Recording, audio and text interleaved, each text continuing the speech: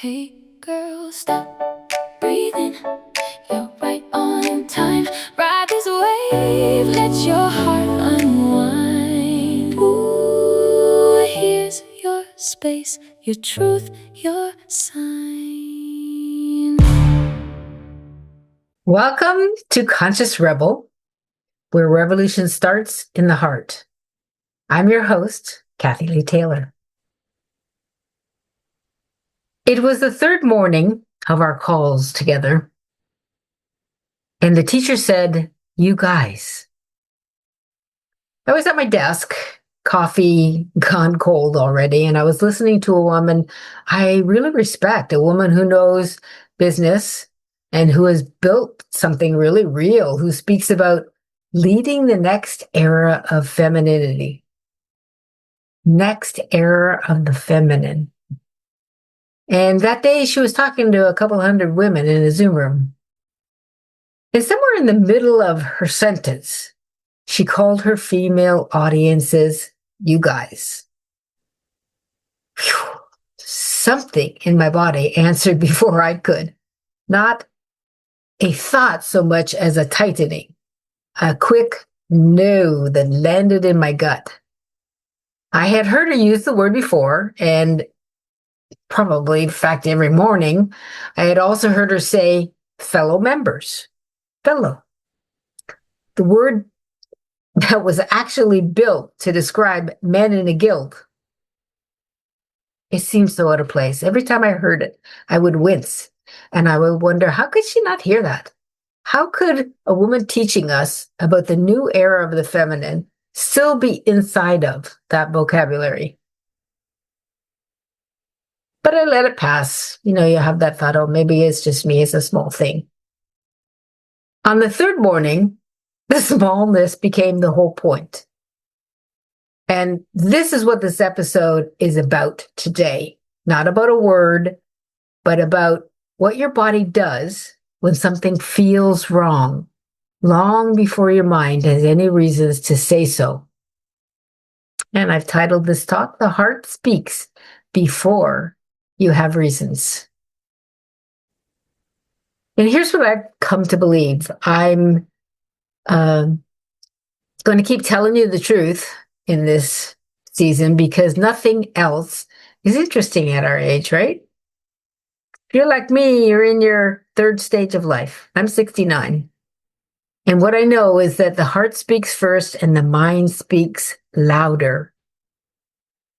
For most of us, most of our lives, the loud one has won. We thought it was first because it was louder. The body was speaking the whole time, however. We just hadn't learned to listen underneath the noise. Nobody taught us those things. And there's a reason for that. We were trained from, very young ages, time for small girls to put our attention on our heads, right? Were you like me in your upbringing? I mean, we were taught to listen for instructions. We were taught to watch for approval, to weigh and analyze and then comply. By the time we were 30, that muscle was set in stone. And the mind always led and the body followed, right? And anything the body said that contradicted what the mind had decided got filed under, I don't know, don't be silly. For me, I was told I was too big for my britches, that kind of thing. But hear me clearly about this, because I am not telling you that your mind is the enemy. The mind is a beautiful instrument. The problem is not that we think. The problem is that we let the mind argue without the body in the room. Without the body in the room. A mind that listens to the body before it speaks is truly wisdom. A mind that overrides the body to make its case is the thing that honestly costs us our lives. At least it has for me for a long time. And what we're after is both, what I call coherence. The body is first, the mind is second. The two of them working together with soul is coherence.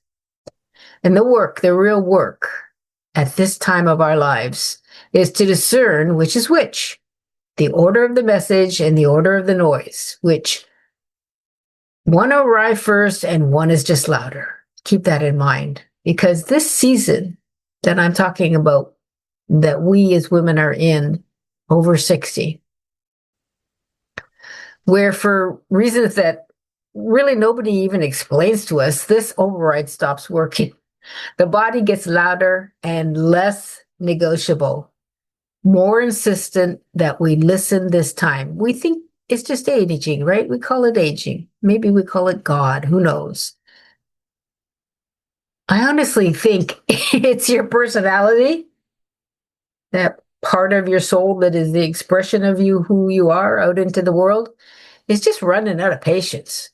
There isn't a lot of time left for us to be who we are. And this is so important for us to know. The soul has been there the whole time, quietly waiting, speaking through the body in a voice that the mind has been talking over for 60 whatever years. And the personality is tired of it. The personality wants you to move forward. And that's really the gift of aging, the gift of being over 60, is that the personality is finally too tired to keep arguing with the truth. So we might as well just accept it and learn to live in a different way, learn to express in a different way. But let me back up and tell you what I was doing in that Zoom room that I started the talk off with. I had spent 6 days in a free event, and one of those was a week-long workshop. Some woman in our space was running, and you get on a call every morning, and the teacher was giving valuable lessons that could be 90 minutes long sometimes. Often it was more than that. And the material was really strong. Don't get me wrong, it was really good stuff that she was talking about. And the community was beautiful. It was warm, and the chat was electric. It was really enjoyable. But by day 3 or 4, hundreds of women were typing their excitement in real time, getting real clear, getting lit up, getting really emotional about what was going on. And I want you to notice that, because it really matters. And I noticed it in a different kind of way this time. Most of us were taught somewhere along the way that our tears were our weakness, that our emotions were inconvenient, that the logic was the grown-up tool and feeling was child's play. So we learned to override it. We learned to lead with the mind. And then we got older and we found teachers who welcomed our tears, or friends that welcomed our tears and said it was okay to have them. So we let it out, we let it flow, and it felt like coming home, kind of, right? It felt good. Felt like being met for the first time. And I want to tell something about that may feel a little hard, and that is being welcomed to cry is not the same as being met.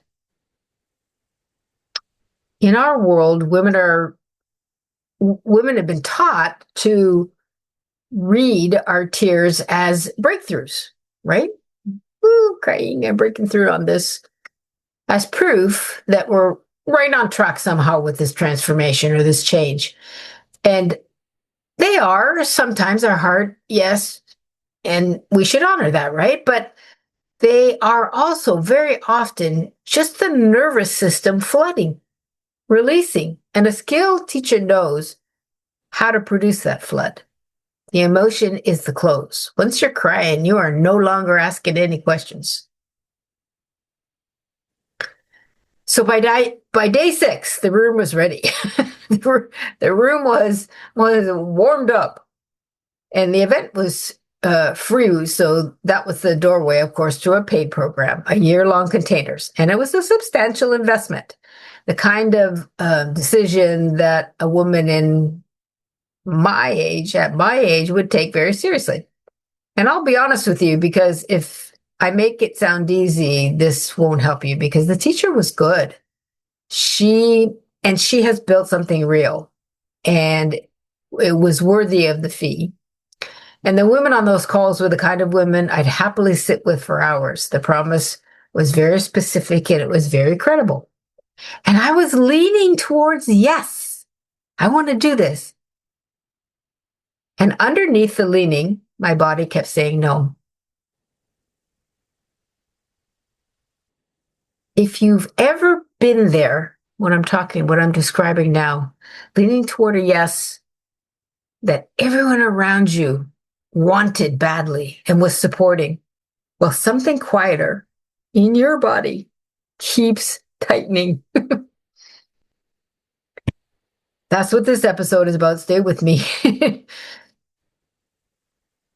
I want to be careful here because if I describe this badly, it's going to sound like an easy no, and it was not.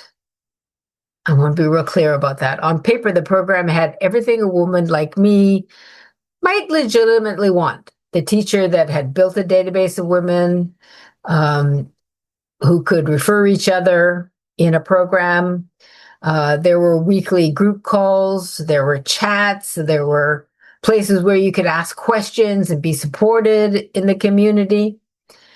And she was teaching human design, and you got a review of your chart and how it applied to your business potential. There was strategic guidance for a woman who, in the 7 days that I watched her work, brought in a lot of money in memberships. I won't even say the number, big amount of money in memberships in that 7 days. At least 100 women signed up, I think. So she knew what she was doing and she understood business. And that's a good thing. Don't get me wrong here. And there were genuine offers inside of it, the sales funnel, the marketing strategy, the bots she built to answer human design certifications, a community. You know, in another life, and this is my story, right, that I'm telling, in another life, I would have been delighted to sit at that table with these people for hours, for a year, for whatever it took. And that's the case that inside my brain, inside my mind was making a yes for me, right? All of those goodies. Wow. I want to do this. Yes, yes, yes. And I want to tell you the truth about why I almost said yes, because the brochure isn't what almost flipped me. What almost flipped me was the calendar, which is an interesting insight.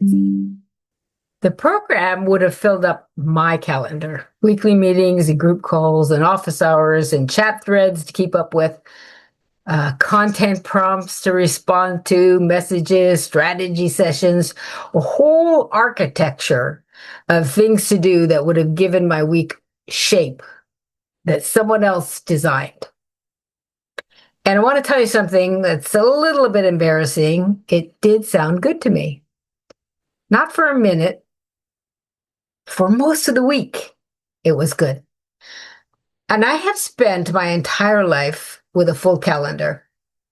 Career, marriage, motherhood, my coaching practice, my yoga teaching, my meditations, the businesses that I've built, started up, consulted for, people that I've cared for, performances I've shown up for. A full calendar has been really, truly the architecture of my usefulness for 50 years or more. And here I am at 69 trying to build something that requires the opposite.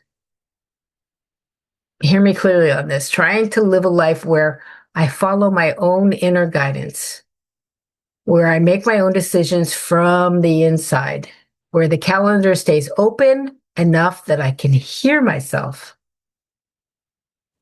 And I want to tell you what that's like because no one really talks about this. An empty calendar is terrifying for a lot of us. It felt that way for me. That's what I'm saying here. An empty calendar is not romantic. It's not peaceful. It's not finally time for myself. Those are the magazine versions. The truth is that it feels empty. And it means that you have nowhere to hide. Nowhere to point, nowhere to defer, nowhere to distract, no external structure telling you when you're done and enough is enough, or whether what you did even mattered. You are absolutely alone with your own knowing, and your own knowing speaks really slowly. It doesn't fill the morning the way a Zoom call does. It doesn't generate the feeling of productivity all the time. It doesn't congratulate you for showing up.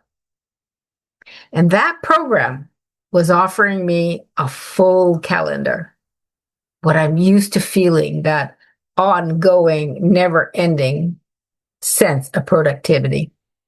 And after 50 years of operating exactly like that, you would think I'd be tired of it, but there's a part of me that still wanted it. And that's the part I want you to hear. That's what I'm saying today. I'm going to say it really plainly because I think it's true for a lot of us in this season, in this age. The reason we keep buying the program, joining that cohort, signing up for the retreat, enrolling in the classes, in the courses, online, in person, even when we already know most of what they are teaching, is not because we need the information. God knows we have enough information by now. It's because the empty calendar is unbearable. Feel that. The empty calendar is unbearable. Student mode, which is what I didn't want to let go of, student mode feels like you're making progress all the time, right? And that feels good. A full inbox feels like you're important. A scheduled work week feels like you got a life. You've been trained for decades. The motion equals your worth. And when we begin to walk the inner path, the one that requires us to listen to ourselves before we act, the silence of it is so unfamiliar that the body reads it as wrong. So we sign up for the next thing. Keep the pattern going. We tell ourselves we're learning, we're growing, we're transforming. We tell ourselves we're investing in ourselves, in our own growth. We tell ourselves the community will help. I'll make friends. And some of that is true. Sometimes it's true. But underneath much of the time, what we're actually doing is we're postponing our own lives. Hear me clearly. Postponing the moment when we sit down without a program and follow our own inner guidance. Postponing the moment when the success or failure of what we build is ours, with no teacher to credit and no community to lean on. Postponing that inner authority we already have by buying time inside someone else's structure. That's often what's hard for people who want to be entrepreneurs but don't know how to do it. It's the same kind of feeling. When you're in a job, corporate, you're under somebody else's structure.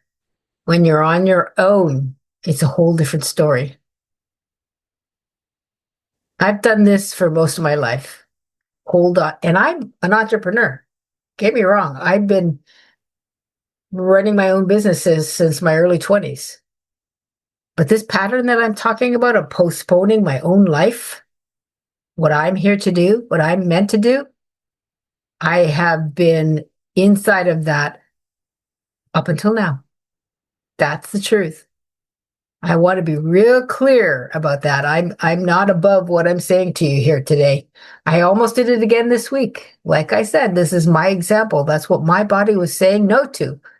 No to the program. The same pattern you've been running forever. Get out of student mode. And remember, the teacher was good. The community was warm. The offering was real. And the pull I felt toward a calendar full of someone else's structure was for one full week stronger than my intention to walk this path alone. That's the honest truth.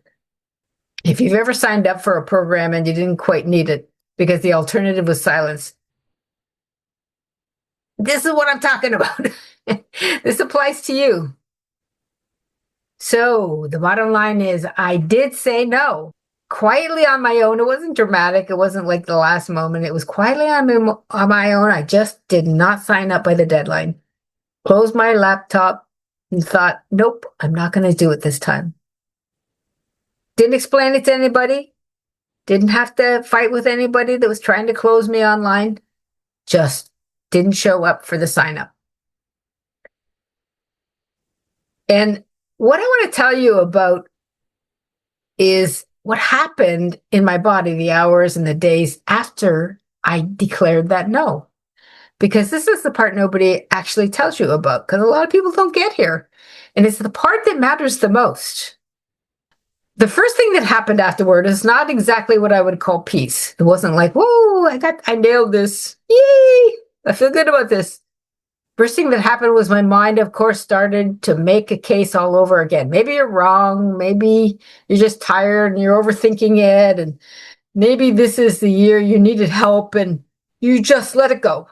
And maybe you should have changed your business, or maybe the woman in that group will go on without you and you'll be the only one that's left behind. You can imagine the thoughts that go through your mind. That went on for hours, maybe even the full day. And I just kept swatting it away. But hear me clearly. Here's the thing. I've been practicing inner authority for a lot of years, probably 30 years. And I have been a meditator twice a day for 45 years. I have a regular nervous system practice. That means something. I've done the work, and still the moment my body led, my mind got overruled. My mind launched a full campaign at that point to overturn the decision. And this is the part that you need to hear most. The part where I tell you that following your inner authority does not feel good immediately. Not necessarily. Maybe it will for you. I'm not saying it has to not do that for you, but maybe it will. But it usually feels a little frightening. You're letting go of something that has worked for you for a long time. Feels like you might just have made a terrible mistake. The mind, having lost the vote, does not gracefully accept the outcome. It mounts a recount. Think of the mind as the ego. It will do everything to distract you from wanting to be with your inner self. It likes to be in control. And boy, if I have learned anything from 6 years of practicing yoga, it is that the ego will try to mess you up every time. You just get better at recognizing it. So if you've ever made a decision from a deeper place and then spent, days afterwards second guessing yourself, you're not failing.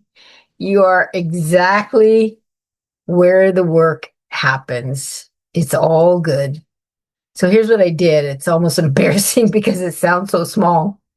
I didn't argue with what was going on in my brain. I didn't try to convince my mind I was right. I didn't make a list of reasons why I thought I needed to make the decision that I did. I learned that arguing with the mind on its own terms is how the mind actually wins. The monkey mind is very powerful in that it gets you to waste your energy and your time following it. So I just stayed with the no. That was the thing. I just focused on the no. Went about my day, did my work, made my dinner, went to bed, got up the next morning. And every time the mind brought the case again, but what about the referrals? What about the community? What about the easier road? She was going to make it happen for me, right? What about? I just noticed it and I didn't do anything about it. I didn't let it move me in any way. So that's the part that I want to name plainly, because I think we don't talk about that part. Nobody tells you how to deal with that chatter that comes in afterwards. The work is not about necessarily making the right decision, although you have to do that. The work is holding that decision after you've made it.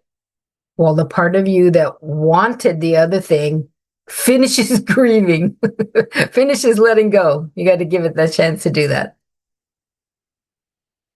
And then somewhere in that second or third day, something inside me shifted dramatically. It wasn't a moment. It was like not like a big deal, not like a thunder, the sky opened and something changed. It didn't suddenly know that I'd been right. But what happened was quieter than that.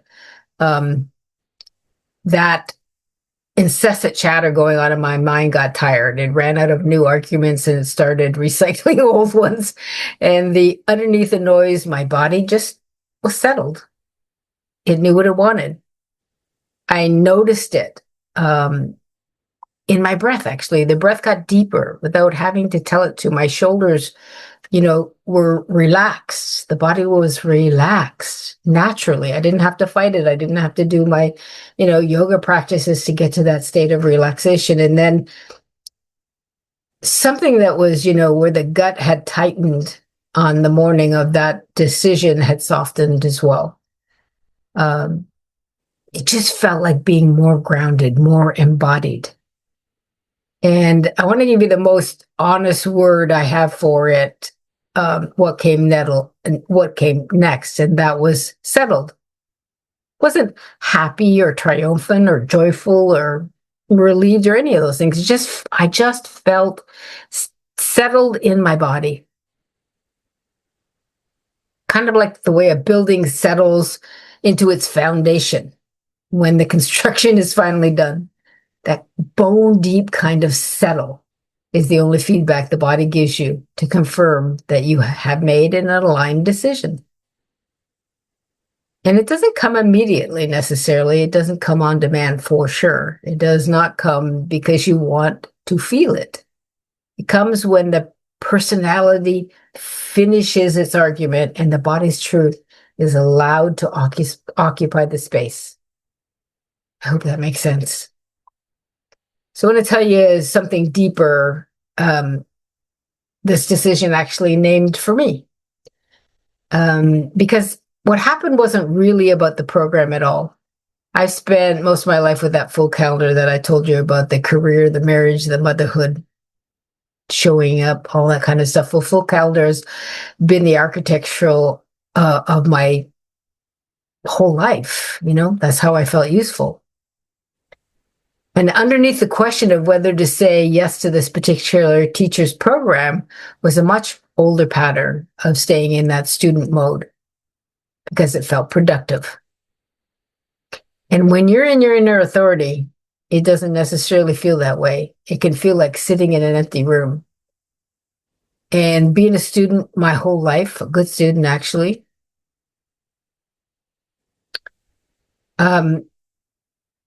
I knew that I was buying my way out of having to walk the path alone with that program. Saying no to the program was not what I needed. It was about being done with this version of me that was learning as a way of not yet leading.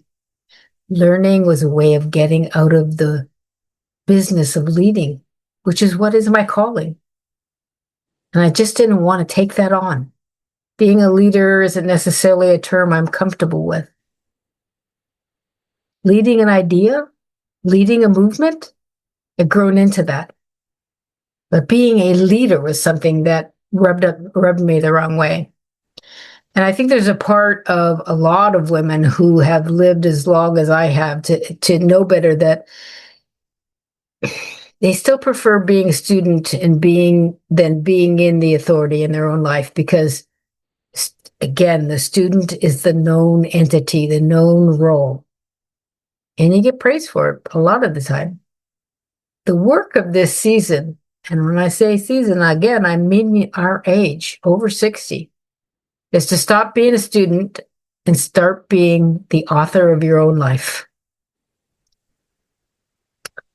And to be clear with you, because, I'm not above this. I'm telling you that I'm still learning. I'm not sure there is any other way to do it, but I'm walking this path with you. Some days I walk it well. Some days I forget and I have to remind myself. But there is a thing that becomes possible after you've made it once. There's a reference point now that you can recognize and you can't look away from. And you begin to recognize the shape and the pull of that reference point. You begin to feel the body tighten before the mind has any reasons. You begin to trust the settled feeling that arrives 2 or 3 days later after the personality has finished its argument and the truth has been allowed to land. That is what inner authority actually is. Not always knowing, recognizing the signal earlier each time and trusting to settle when it comes. Trusting to settle when it comes. It feels so good, so freeing. Freeing the body, freeing of the mind, freeing of the energy. Free to be embodied in your soul and in your purpose. So I want to tell you one thing to be near the end here that I caught myself doing this week when I made the decision to say no to the program. The body settled and the bone deep grounding feeling actually arrived.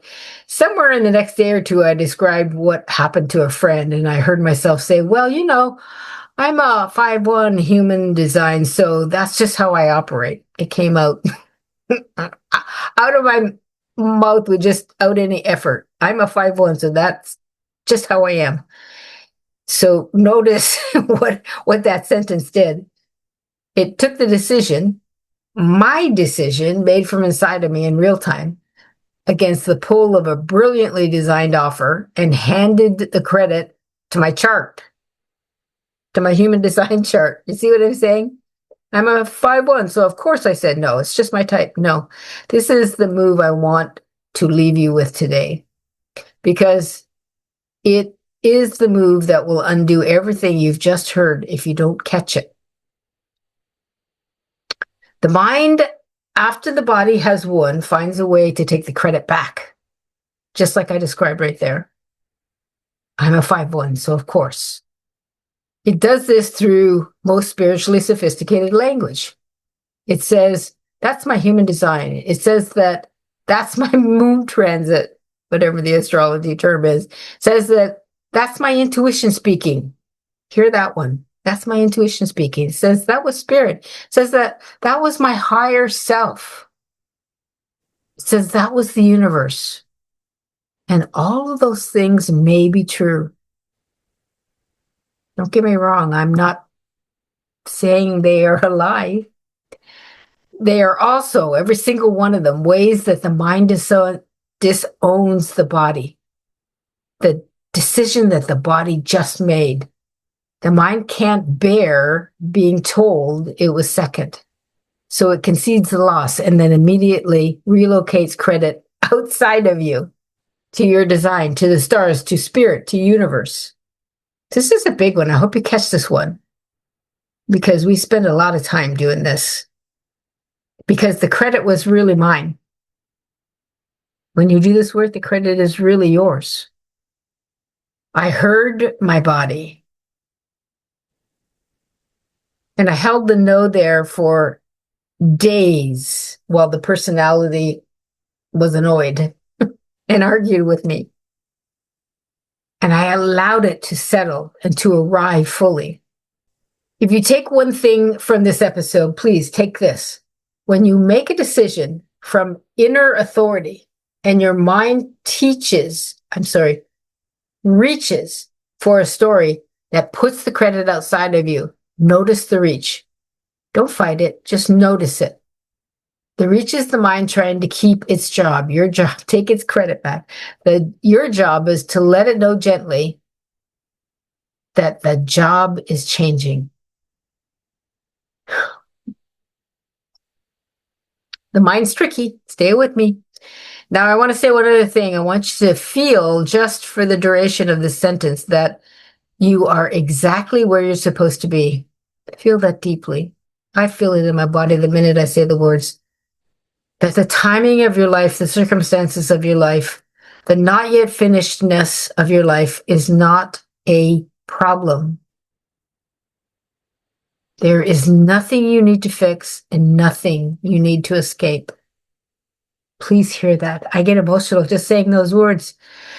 There is nothing you need to fix and nothing you need to escape. Your path is already open to you. All you have to do is claim it. Phew. I can't tell you how to claim it. I wouldn't try. I'm not going to give you some silly 5-step protocol, some PDF you can download and it will answer all your questions. I'm not going to try to send you a worksheet or anyone really that tells you claiming they have a method is they're just selling you something. The claiming is simpler and more disarming than that. The claiming is a quieter inner sentence that says, this is mine, about whatever it is you have been pretending you do not yet have permission for. Your gift, your time, your direction, your voice, your no, your yes, your refusal to fill the calendar with someone else's structure. Your refusal to wait for one more teacher to certify you. The certification was always going to come from inside, and you already have it. And here is the thing, the last thing that I want to say to you today, and then I'm going to let you go.